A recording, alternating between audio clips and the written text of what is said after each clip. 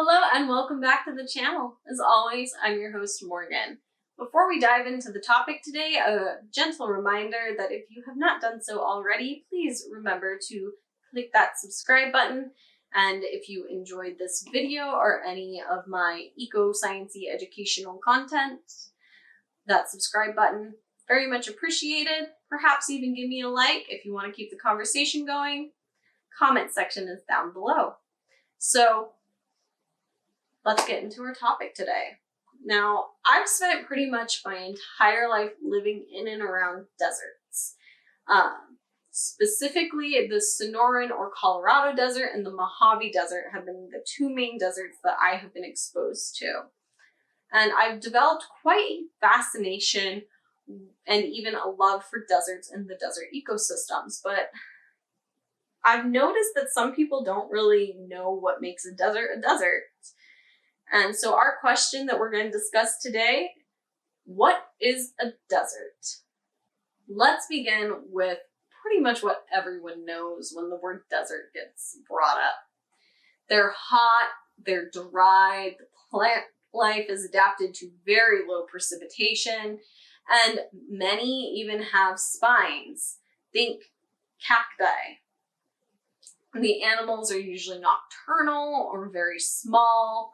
And probably if someone says the word desert to you, your first image that pops up is going to be something like the Wild West. So the saguaro cactus, the roadrunner, the rattlesnake, the coyote, these are all your stereotypical desert organisms. But what if I told you that's not all there is to a desert? And what if I told you that deserts can actually be cold?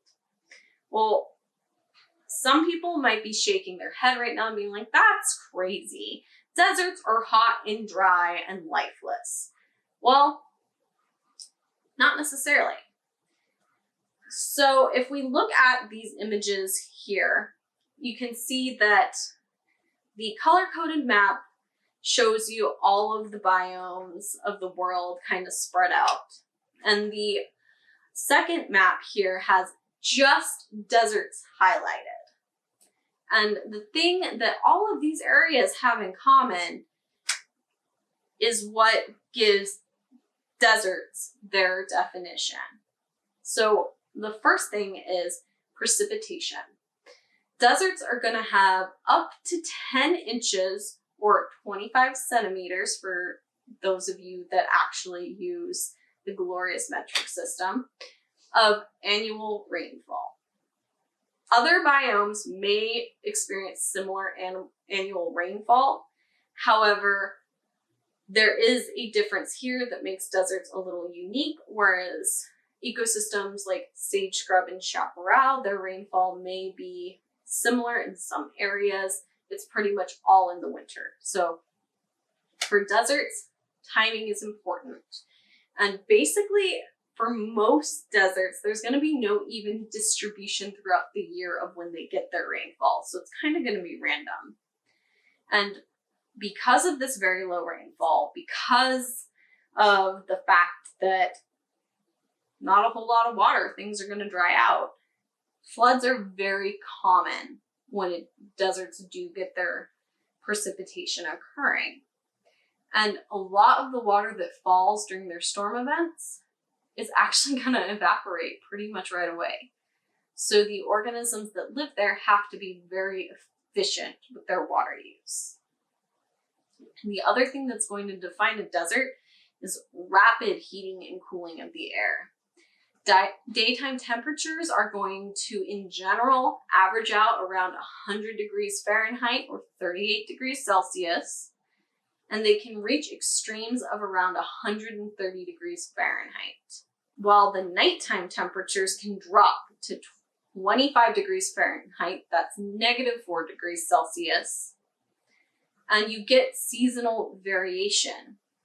And this is why desert season is in the winter, because in general, deserts are going to be much colder in the wintertime than they are in the summertime. Again, in the summer, deserts can hang out around 130 degrees Fahrenheit in some areas. Death Valley being one of those areas that hits the extremes. But again, this is just an average. Not all deserts get super, super hot all the time, nor do they get super, super cold. But we'll get into that a little more in a bit. The one other thing that tends to define deserts that has to go along with this rapid heating and cooling of their air is the wind patterns. And basically, these heating and cooling cycles of the air result in very strong winds. And this also increases the evaporation, which is another reason the organisms have to really be adapted to these dry, harsh conditions. And according to the national parks, deserts are generally classified by the seasonal high temperatures, very low sporadic precipitation, the wide temperature ranges, and strong winds. Now, depending on what source material you're looking at, they may or may not throw in different classifications and subclassifications, but these are the big ones, and this is pretty much the trend all over the place, the things that define a desert. So where do you find deserts if you're going out looking for one? Well, one very easy way to find deserts is to look at the latitudes where they occur. If you notice back on this map that really highlights the deserts, they're going to be found around these latitudes known as the horse latitudes. So it's about 30 degrees north or south of the equator. And the reason for this is that the warm, moist air at the equator will lose its moisture by the time it gets to these latitudes. So the air itself is going to be drier, so the ecosystems are going to end up being drier. You're going to end up with a desert.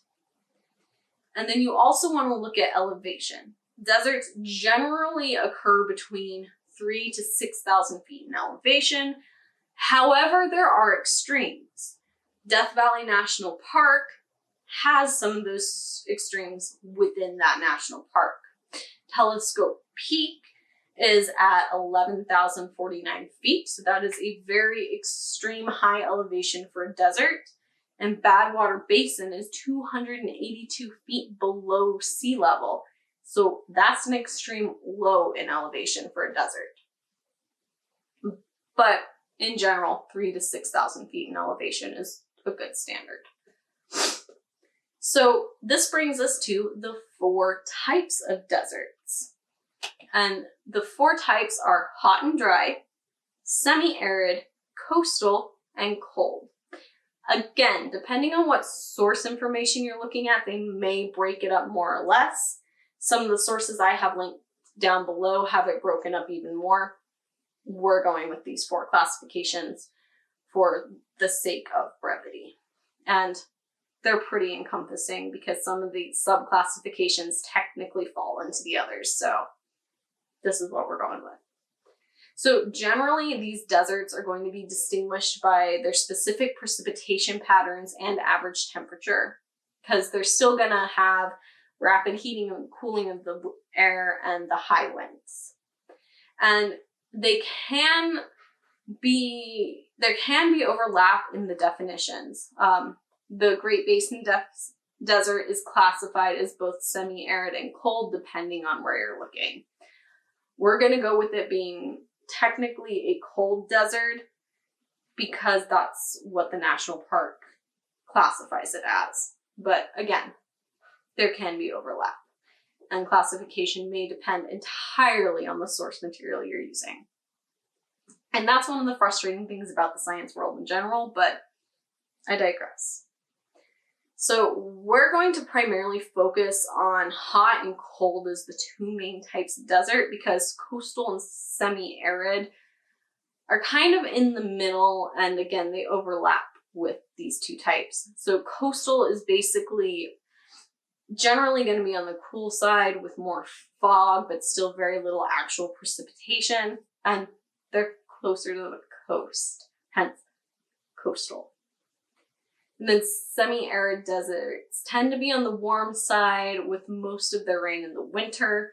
So they're more similar to a chaparral ecosystem than other deserts. But again, There's nuance in the definitions and classifications, and it depends on the source you're using.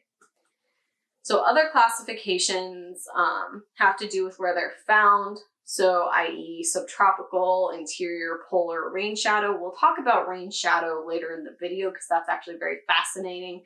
But subtropical, interior, polar, they're kind of self-explanatory. A subtropical desert is found in subtropical regions. Polar deserts are found in the polar regions, and interior are literally in the interior regions. So we will move on to hot versus cold desert. So your basic hot desert is going to have average temperatures that are going to fall on the extreme ends of the spectrum.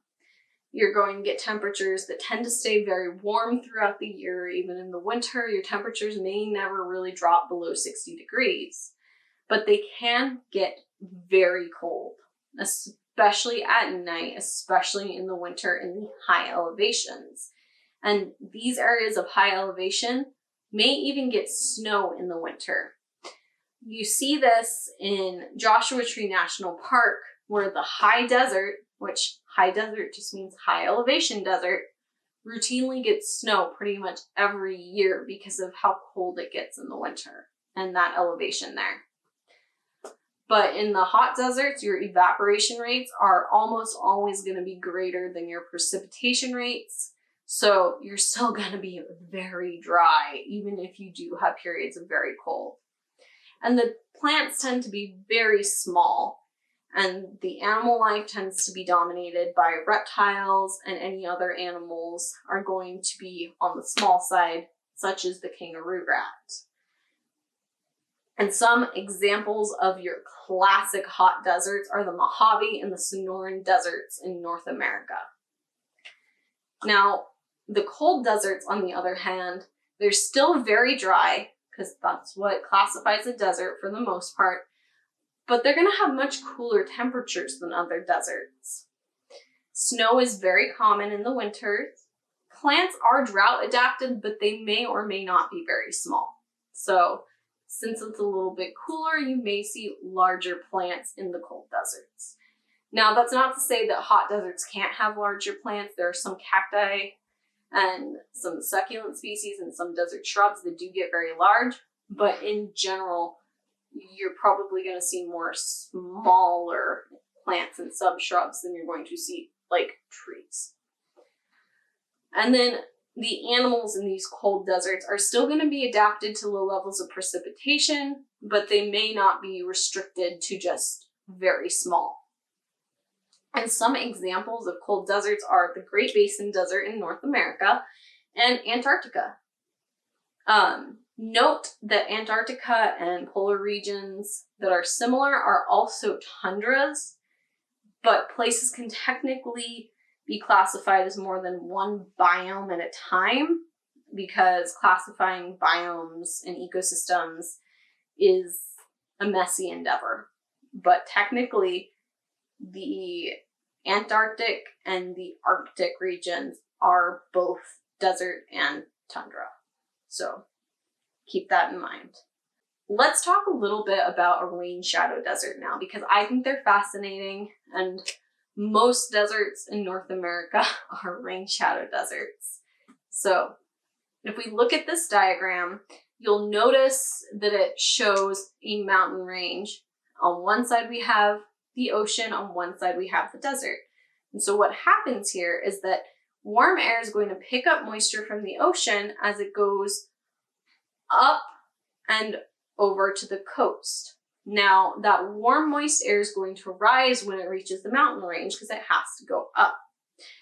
As it climbs up in elevation, the air is going to cool. And as the air cools down, it can no longer hold that moisture, so it has to release it as precipitation.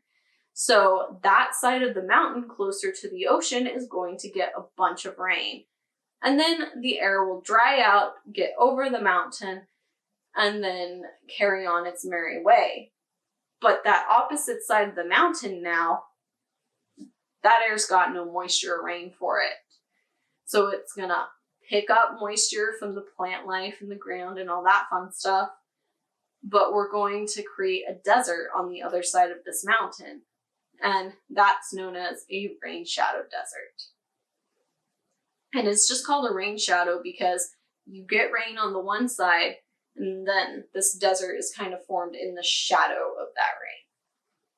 So I think it's fascinating, but that's what a rain shadow desert is. So the plant communities that we can find in deserts are going to be pretty much dominated by things like cacti and these very drought-adapted shrubs. So these plants that can deal with very hot, very sunny, very dry conditions, and also some short-lived annuals that will pop up during the rainy seasons, breed, spread their seeds, and then die off until the next rainy season.